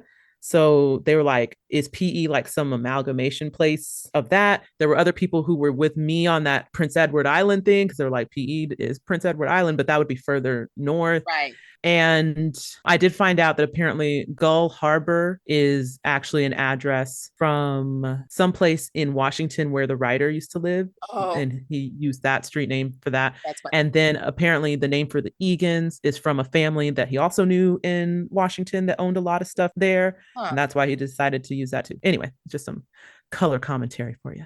Interesting. Next. Next. Okay. So now we get some more time with Helly. So Helly, after having watched the video of her outie, goes into the bathroom to freak out a little bit. She's hyperventilating, Just a little figure out. She's like clutching her dress like she can't breathe. And then Natalie enters and brings in James Egan, her father. And it's like, here she is. And James Egan must be the board member who said yes on screen because he sounds just as near death in person. And he's just like, oh, you look so nice. Are you still in pain? Yeah. So this has been, we know it's been 3 weeks since the suicide attempt. So James Egan is so busy. Like, I got the impression that he hadn't seen her much. So this is what I was wondering because that whole situation with Helly happened so quickly. Because I do think that he found out when the board found out. Yeah. So then I was like, but wait, if this is your dad, how did he not know? Right. And I guess, adults don't necessarily know everything that happened to their adult children, Right, but you would think you would know that your kid had been in the hospital. right. And I don't know if Helly is married or not, but I'm like, in terms of just emergency contacts, like if someone's hospitalized, they're usually calling someone. Right. So like, unless Lumon has their own hospital doctor, whatever, and then they asked her, do you want us to notify your father? And she said, no. I'm just trying to figure out how he didn't know sooner. Right. I mean, I think it's like an absent father CEO situation. Maybe. So, he's like really concerned because he's only just found out about what happened. And he's like, I can't believe what she did to you, what that Innie did to you. And I'm just like, the disdain they have. Oh, you guys are such hypocrites. You don't give a shit. Right. Like the way you said that. And it's funny because they're trying to propagate this view that they're one and the same. Like it's just you, but then you don't remember. Like they aren't two separate people. Yeah. But then when you hear them in private conversations, they're clearly referring to Innies as like this subclass of as people. Less than, yeah. Yeah, that's the norm, right? Because we have Gabby doing that earlier, and now it's a mess. So, Helly's just kind of like, oh, I'm okay. And she's like, I can't believe this is my dad. What is happening? And then he touches her face and you could see that she's just like, breathe. Like, breathe. And then so he's like, are you okay? What's going on? And Helly's just like, oh, I think the drink got to me a little bit. I'm okay. And then he starts to give his little reminiscent pep talk, whatever. Like, are you going to be okay for your speech? And so then he goes through this and we'll read what he says. So he's just like, thank you for going through with it. The grandfather would cherish what you've done. And one day you will sit with me at my revolving. We'll get back to that. Are you feeling well? You'll be all right for the speech. And, so he's asking her these questions and she's like, yeah, I'm fine. And then he goes on to say, do you remember when I brought home the first chip to show you? The prototype, it had blue and green lights back then. I remember you said to me, it's so pretty, Daddy. Everybody in the whole world should get one. They will because of you. They'll all be Kier's children. Zombie apocalypse, y'all. This is how it happens. Crazy. Zombie apocalypse. So now we know too, Severance is new within Helly's lifetime. If like he brought home the first prototype. Yeah, to her. Also, clearly, yeah. I mean, we don't know how old Helena is, but just based on this, and then when we read the Lexington letter and they talked about how the technology for the code detectors was fairly new, it seems like this whole process is fairly recent. Yeah. Yeah. It's very interesting. Makes me wonder though. Well, okay, let's talk about the revolving. Let's talk about the revolving. We both were like, revolving. And I was just like, okay, is there another meaning of revolving that I don't know? And there's not, it's turning or orbiting or, rotating and or, being centered on something. and that's it. So I'm like, what does this mean? My revolving, like, is he going to be rotated? Is there some kind of, or is he talking about like my revolving? Does that mean my stepping down and somebody else revolving into the position? Is it more That's probably the best case scenario. with his, yeah, is it more to do with like his life and like I revolve out of this existence into and another into one. another one? Yeah, like, or is it like, and now I'm thinking, then my brain is spinning off, and I'm like, is it cryo? Is it like, is it some kind of like youth serum? Like, what is this? What is this revolving? For anyone out there who is a fan of Community, it just made me think of the episode where Pierce's mom dies. And they're like, Pierce, why aren't you sad? Your mom's dead. And he's like, she's not dead. She's just used up her organic matter. And they're like, what? And then they have, I can't remember what the process was they called in that show, but basically kind of like, oh yeah, she's gonna stay in this, and it's a lava lamp, but they're like, they, liquefied her down into this state. And once the technology is available, they'll resorb her into a human body, basically. But that's what this made me think, like, what is a revolving? This is so strange. And then again, like, you'll be with me at my revolving. Well, what does that mean? Like, are we body swapping? Are we? Yeah. Mm, What? I just, I have questions. I have so many questions. Yeah. But the thing is, a lot of the questions I was thinking originally had centered around the severance chip. Mm-hmm. Because I'm thinking, like, have they found a way to plant subconsciouses from one person to another and like transfer them to other people, like basically using get out, basically. Like, Yeah. we found a way to take one person's brain and put it in another person's body. But since the severance chip technology is new, I'm like, okay, well, then that wouldn't work for Kier, because Kier is as old as dirt and dead, very dead. So I'm like, oh, how does this work? Yeah. How does this work? I don't know. But that whole situation was creepy because again, James is near death. He is. He just is. He is. Um, Which means he was pretty old when Helly was born. And again, I don't know how old Helly is, right. but in the script, Right. She's the like pilot script, she's 19. 19. Yeah. So I don't know if that's the route they're going to do this go around. I mean, Britt Lauer is lovely, but she doesn't look 19. Right. But she could maybe play early 20s Yeah. or mid 20s or something like that. Anyway, I want to know what the revolving is, but I'm also scared to know what the revolving is. Yeah. I feel like it Yeah. I don't. has to be something about like transferring Kier, Yeah. right? Because everything centers around Kier and his ideology and wanting to be Kier's children. Yeah. I don't know. I don't It's know. very strange. But you can see that Helly is weirded out this whole Yeah, time. Ellie is just as confused, just as weirded out. James leaves her alone in the bathroom, and then Helly goes to the mirror and she takes a deep breath, and then she begins to say the compunction speech from the break room in the mirror. And to me, it was like, for the first time, I truly mean this because she knows who her outie is. She's seen both sides. She knows the Innie sides. She knows he is responsible or partly responsible for the suffering that is happening to all these Innies inside Lumon. So she is like, I am so sorry for this, The harm I've caused the world. Yeah. world. And I'm truly, None may atone yeah, for but me. my sins or whatever, but me. Yeah. Right. Yeah. I'm like, oh, It's deep. she feeling this compunction speech, but it's also like hyping her up for what she needs to do. Oh, it is on at this point. So we leave Helly there in the bathroom. We head back to check on Irv and Mark. Irv has gotten into his car. He's headed to Bert's. And what I love is that he clearly is like, I got to drive. I don't know how to drive, but I do know how to drive. Yep. So like, it's like, these are the things where I'm like, I love how, again, the body compensates in different ways. So your brain might not be there, but your muscle memory is. And I feel like that's what takes over in that moment. It's like, clearly, this is a repeated motion your body has done. It takes the keys, it puts them in the ignition, turns the ignition, it puts foot on the gas, it moves the clutch, it da. So it's like he's doing all these things, but somewhat unconsciously, like, oh, okay, yeah, that's right. His face is like, I guess I'm doing this. He's like, all right. And then I do that. And okay, I guess I'm driving now. And oh, like, so it just comes to him.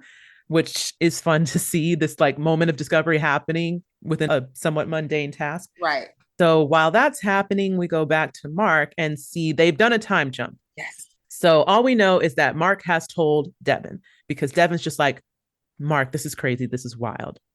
This is really happening at Lumon. And he's like, yes, this is what's going on. So they've had the conversation. We don't know what Mark has told her or how much he has told her, but I presume as much as he possibly can Yeah. within her understanding. So they've had the discussion and they're trying to figure out what's the best thing to do. Before they get there, Mark's just kind of like, I just want to know why he'd put me in there. Why would he do that? Why would anybody choose Severance?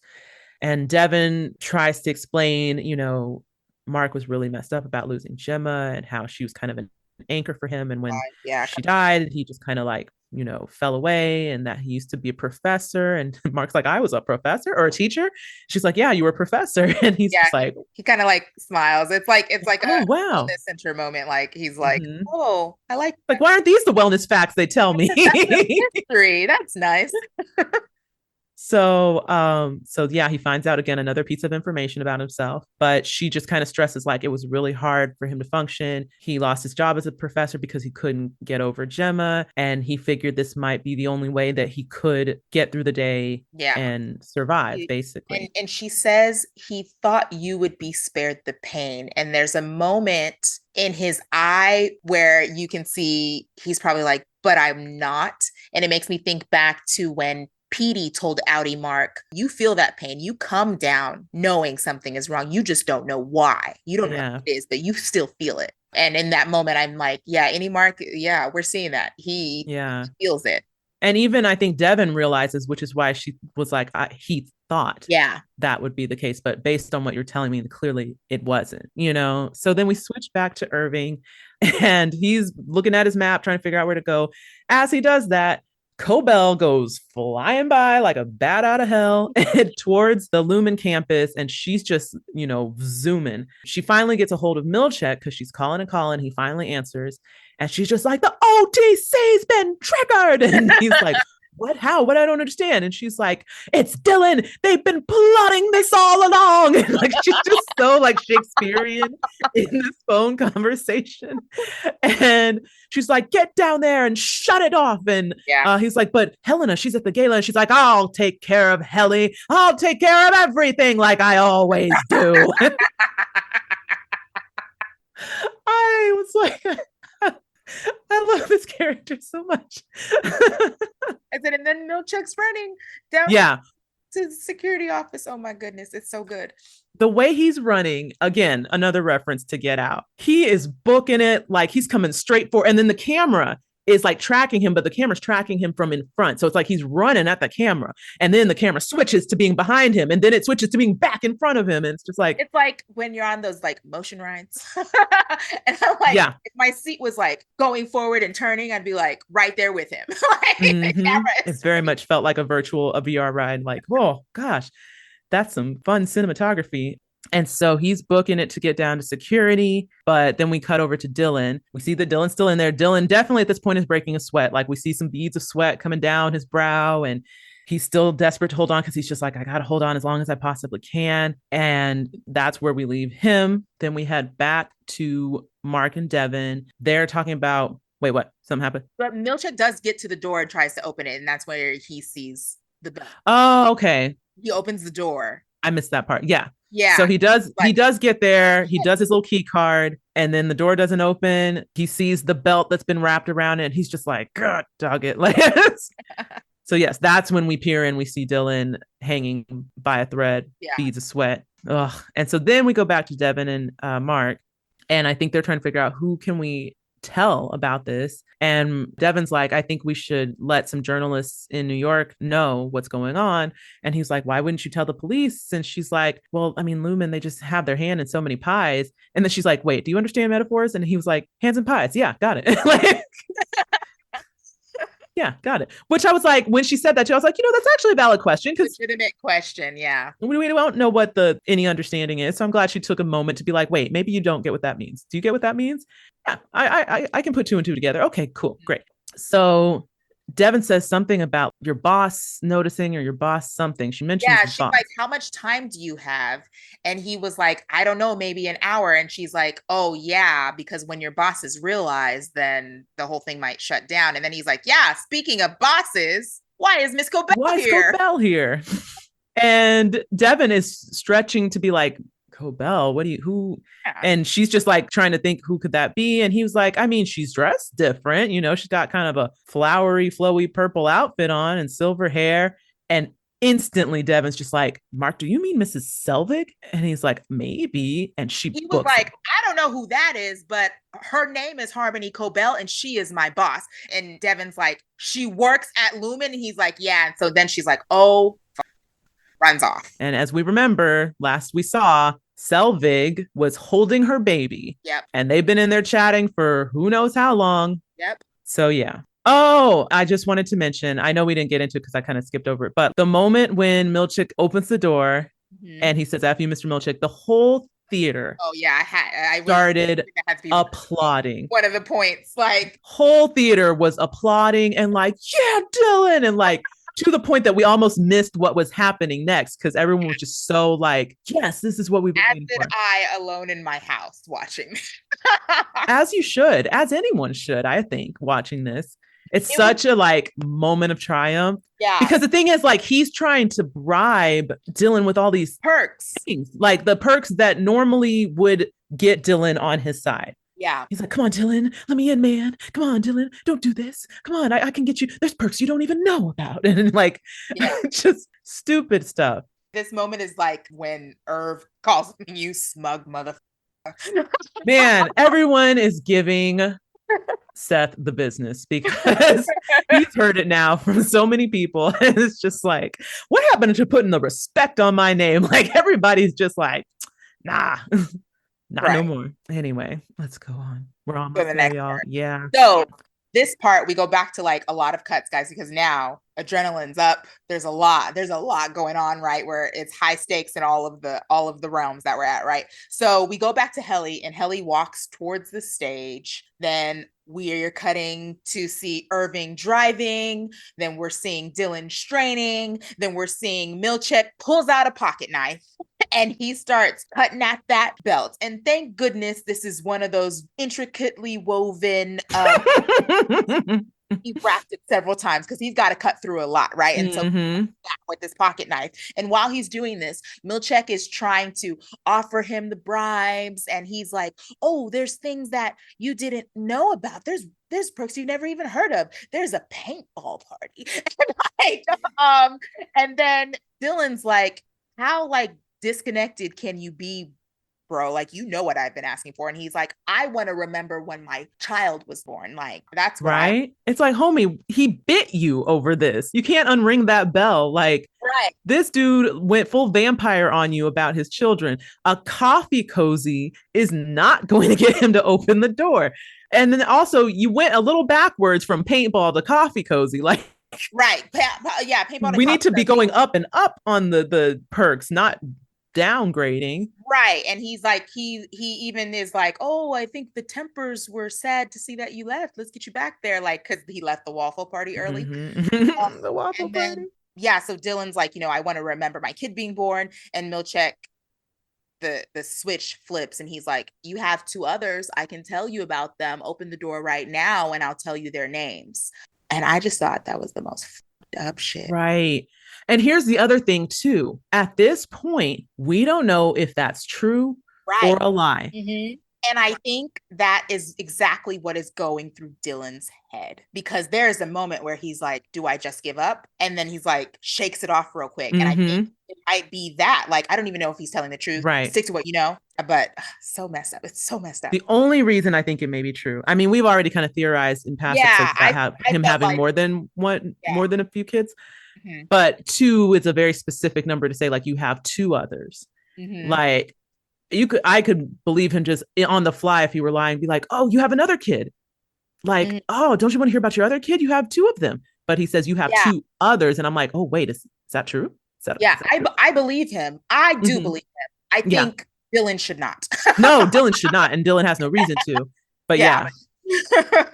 So, okay, so then we go back to the party, and Devin's busted out of the room. She interrupts the reading of the next chapter to find Miss Selvig, and she's like, Miss Selvig, is she here? She took Eleanor, and she's like, I gave her the baby, and she's gone. And they will go outside. The car is gone. There's no trace of Eleanor. Of course, she just ran out immediately, right? So she hasn't actually looked for Eleanor. But we don't know at this point if Eleanor's in the house or if Eleanor is in the back seat of that car I with thought for sure this first watch that she kidnapped that baby. I was like, me too, girl. And so Rickon actually has some focus, moment of clarity. Yes. clarity, and he's like, have you checked every room? And she's like, yes. And she definitely hasn't. And he's like, let's go back inside and search the house. Meanwhile, Irv arrives at Bert's house. He pulls up and he's just looking at first, right? And there's the big open windows. Nobody's in the window yet. We will get there. And then we go back to Dylan, and he's fighting the urge to give into the bribes that we were talking about, but then he does not. I love your note. Milchek is trash. Yeah, because I was gonna go all into how messed up it was, and I was just like, no, we know he's just trash. I made a note of the music that they play when Helly starts walking to the stage. It's the same music they played when the MDR team gets rebellious and leaves before they install the doors. Yeah. When Cobell yelled at Mark and was like, get your team on quota. Y'all aren't going anywhere. No more field trips. And then he's like, Irv, where's O&D? And like that music is playing when the four of them are like, no, we're like bucking against the system. And I was like, it's that same music. Like, rebellion, we're gonna take the man down. So I thought that was funny. All right, so Cobell arrives at the gala, hops out of this car. It is not in park. It's just rolling away. It starts rolling away as the valets come up to, and they're like, oh, it's rolling. And I'm thinking the baby's in the car. I was like, oh my gosh, you've got to be kidding me. Anyway, the car's rolling. We go back inside. We see that they are off in the wings of whatever the stage is, and Natalie's coaching Helly before she goes on. She's basically like walking her through her talking points, like, make sure you bring up this. Oh, make sure you tell them the thing about how you see your Innie like a sister. They'll love that. Like, you know, all this stuff that's just to kind of schmooze up these patrons, donors, I don't know, voters, whatever. And that's where we leave Helly. Then we get back to Irv, and he's still looking through the window. And then we see Bert come into view, and it looks like he's packing. We see a suitcase, and he's bringing some things to put in the suitcase. Then another man enters, bringing some more things to pack up. And then they're like taking selfies with a camera in the window and smiling. And you're just like, no, this was Irving's love. This is the thing that sucks about the Innie outie thing. Yep. And just brings us back to that one of those conversations we've brought up. Like, what if you fall in love with somebody at work? Well, I guess it's not a huge deal to the outie, right? Because they don't know. They just live in their life. And in most other situations, you wouldn't have any ever encountering your love's outie love. But this is true. This is unprecedented situation. They are treading new waters here. It's such a sad moment too, because again, and I read an article that was talking about John Turturro's, character in this finale, and how they had initially scripted more things for him to say, but I guess he was going to be like talking to himself or talking to the dog. But then it was John Turturro who came to the Ben Stiller and was like, I think I can communicate this without the words. And so everything is just on his face. And I was just like, man, again, the balls, the chops, the ovaries, whatever you have to have as an actor to be like, I don't need words. I don't need words. With a look. I don't need words. The writer's probably like, but I wrote those words. It's like, I don't need them. So yeah, so he's watching, and then he starts to tear up a bit. Oh, it's so sad. And then we go back to Mark. They're still searching the house. Y'all, this is both my favorite and most hated scene right here. They're searching the house for Eleanor. Mark goes into a room, opens the door, looks on the floor. Thank the Lord. It's Eleanor in a little car seat. She's sitting on the ground. Miss Selvig isn't a complete monster and just like kind of left her tucked in there, clearly knowing that it would create a diversion and buy her some time. Yeah. So Mark's relieved to see her. Instantly, dumb weirdo Patton comes strolling in behind Mark, pushes him out of the way and is like, I found her. Oh, Devin, I found your baby. I found Eleanor. I found it's me. I was the one who found her. Terrible. I have never seen more clownery and foolery in a moment. This man so much. I'm like, Patton, oh, I hate you. Like, I'm the one who found your baby. Me. It was me, Patton. So, And clearly Mark is like, whatever, the baby's here. That's all I care about. But like, just the fact that he pushed him. yes. Oh gosh. So Mark has caught eye of something else in this scene. Once we know the baby's safe, we see Mhm. this lovely nightstand. Well, I thought it was a nightstand because it's not a bedroom, it's an office, Yeah, but it's like a little, Rickon's office. We are yes. surviving from these photos we have. And so he looks on the dresser. He sees the cluster of photos. Most of them are Devin and Rick, and one of them is of Mark and Devin from when they were kids, which I Hmm. find interesting now knowing that this is Rickon's office. I was like, oh, that's nice because he doesn't have to have, unless it's a shared office space. It might be a shared office space between him and Devin. I don't know. We still don't We know still what don't Devin know what does. Devin does. Mm-mm. I do wonder, though, based on one of the pictures, I made a note. One of the pictures is of Devin and Rickon in what looks to be a restaurant. And I was like, is Devin a Oh, chef or a yeah, it does look restaurateur? like yeah, it does like they're cooking like Rickon has on a apron. So They maybe both have on aprons. And maybe it was blocked in the show, but this I can see a little clearer. Like they both have on aprons. They're holding up something fancy on the looking on the plate. plate. Yeah. And it looks like, a restaurant kitchen behind them. Mm-hmm. So I'm like, it could have been a cooking class, but most of the time in a cooking class, you're not in an actual restaurant kitchen Hmm. typically. So I'm like, either she's a chef or a restaurateur is my guess, Yeah. which would explain how they have so much money. Um, so that was my thought. So I was like, ooh, another clue on maybe what Devin does, maybe. And so then we see those. We see some other photos of like Rickon by himself. There's one where Rickon looks like he's holding an award, which I was like, an award? For what? Okay. For what? I guess maybe for writing. I don't know. And then Mark catches eye in the center of all of these photos. There is a wedding photo of Mark and Gemma. But the way the photo is arranged, Mark can't see who Gemma is just yet. But he goes to pick up the photo. And then we head back to Milchek, who is still cutting through the belt, trying to get in to stop Dylan. He's fervently like just gnawing and sawing Oh, at this thing. there at this point. It's like It's, we're watching the last few grains yep, of the sand go through the hourglass, like, oh, yep.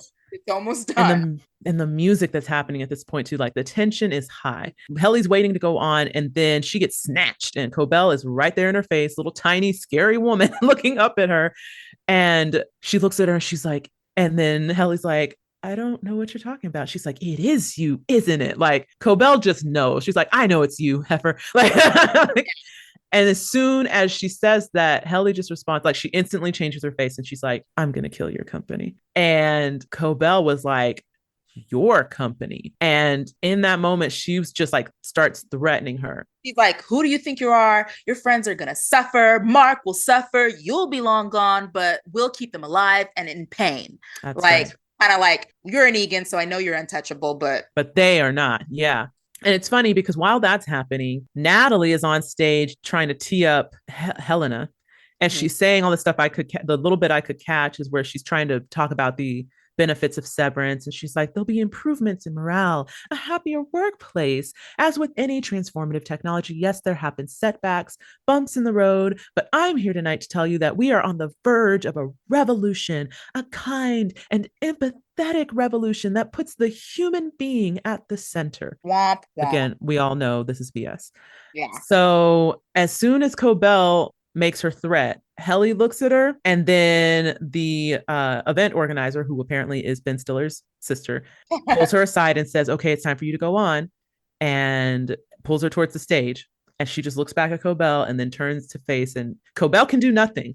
Right. Like, I mean, it's one of those moments where she probably is like, maybe I should just let it all burn.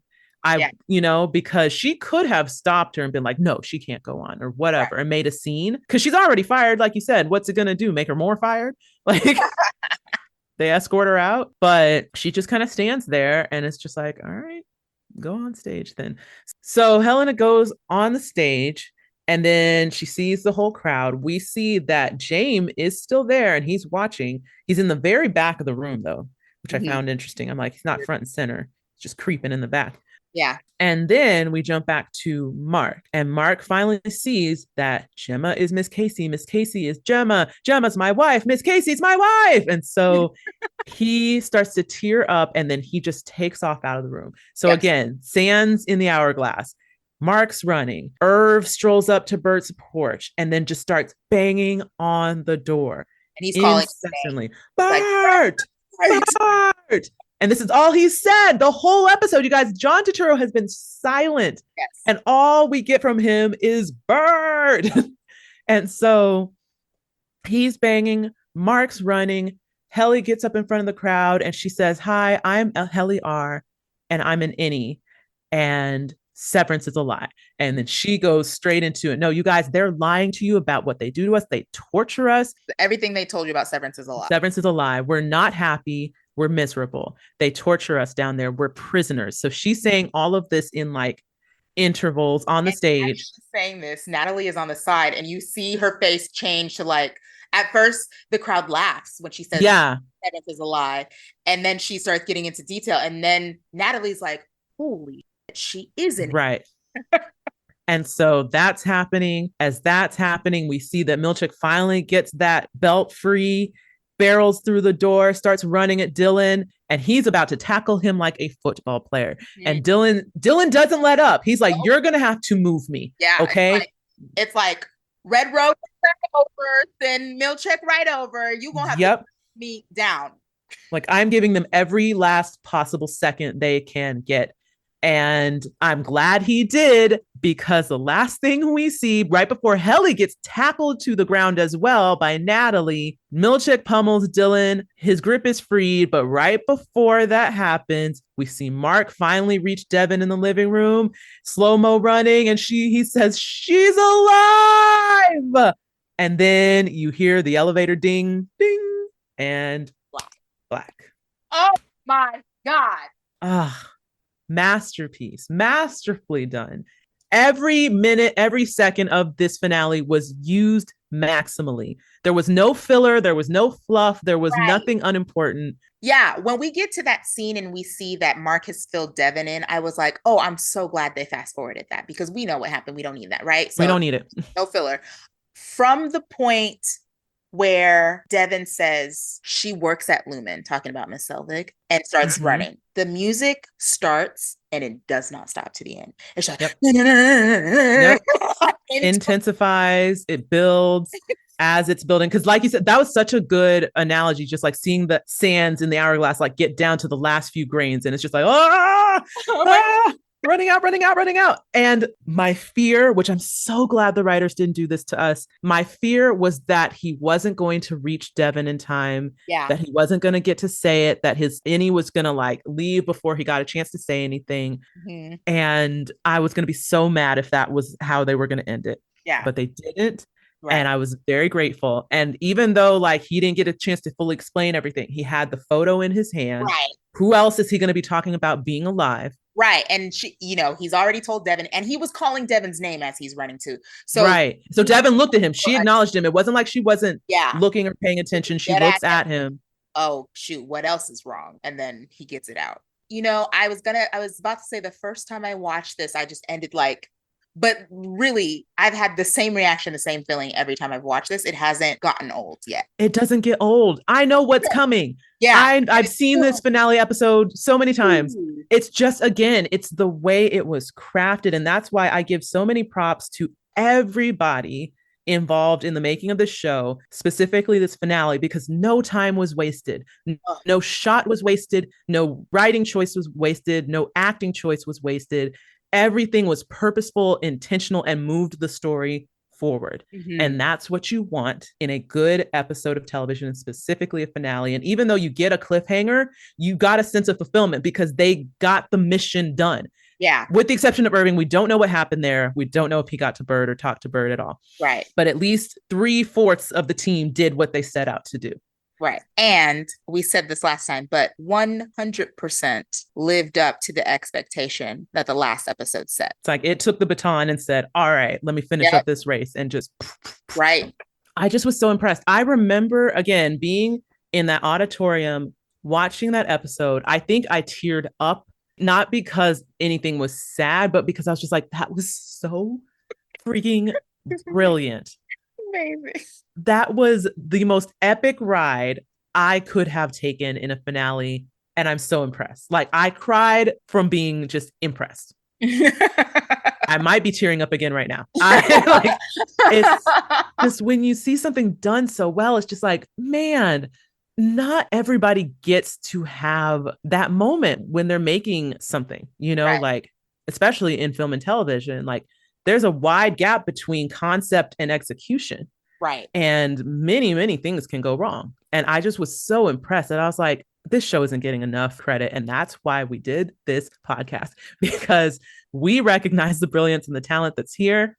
We feel like other people should as well. Yes. Anyone listening probably would agree. This is just masterful storytelling. And that is why they have so many Emmy nominations. Outstanding drama series, lead actor, supporting actor, John Turturro, supporting actor, Christopher Walken, supporting actress, Patricia Arquette. Like, just so good. Did they win? I think they won one thing this year. I don't think it was anything acting. I don't remember. Music. Okay. Oh, well. A primetime Emmy for the music composition. Yeah. Which definitely makes sense. In fact, let me just go ahead, shout out to Theodore Shapiro. Oh, yes. And here's another one. I just saw the second Emmy. They did win 2. They won for outstanding main title design. How much did we talk about this opening sequence? We had a whole thing about it because it was brilliant. And I'm glad they give awards for those things, because like they put a lot of thought into that credit sequence, and it slaps. In the words of Dylan G, it slaps. Every time I hear it, every time I see it, I'm not over it. I can't get enough of it. Okay. Yeah. My hope for season 2, I hope it gets more attention. Mm-hmm. I hope more eyes get on it. I know towards the end of the series run for season 1, more people were starting to hear about it and starting to watch it. Yeah, I think when they got so many nominations, because they got more than what I just listed, those were just like the acting ones. Mm-hmm. That's when I finally heard some other people talking about it, because I was like, it's still not many people talking about this. And even just like yesterday, I'm still hearing people, I'm seeing like posts from people that are like, oh yeah, just binge Severance. Wow, what a ride. And I'm like, y'all are late. Come on.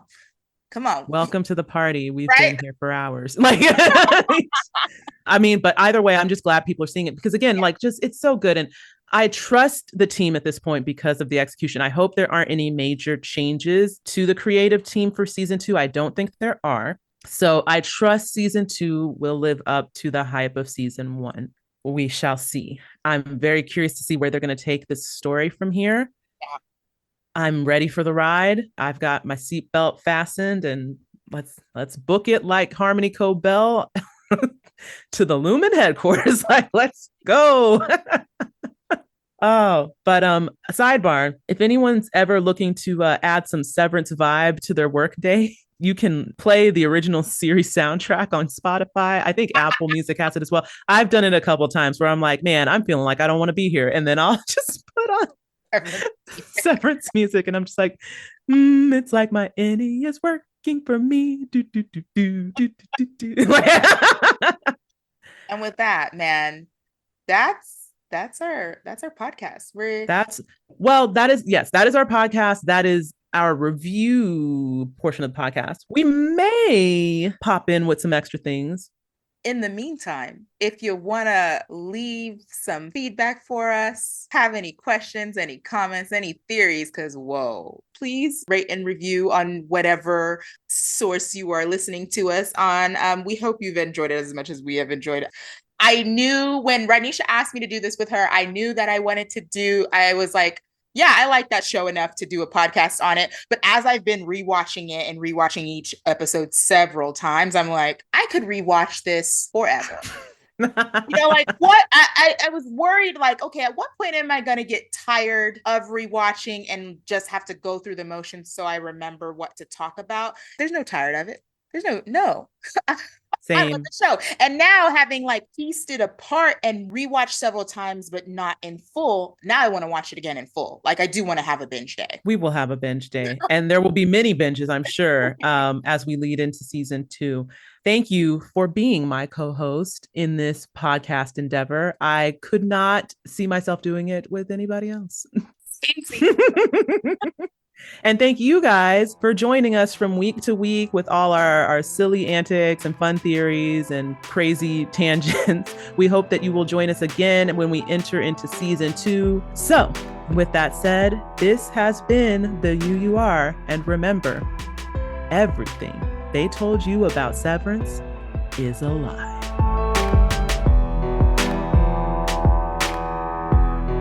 Thanks for listening to this week's episode of the UUR with me, Rodnesha Green, and my co-host, Kelly Thomas. If you got a question for us, want to talk theories, share memes, or maybe you just want to connect, you can follow us at the UUR Pod over on Blue Sky or Threads, or you can email us at theuurpod@gmail.com. See you soon. Innies unite!